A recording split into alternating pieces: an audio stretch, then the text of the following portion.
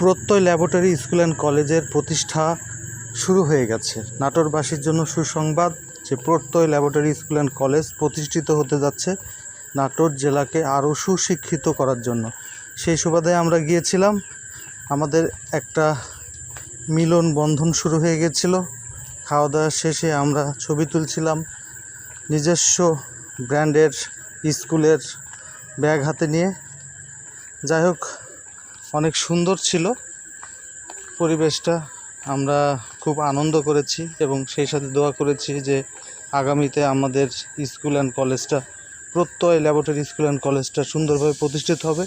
এই সেই জমি, হাফ রাস্তা 20% জমি, এই জমিটার উপরেই প্রতিষ্ঠিত হবে।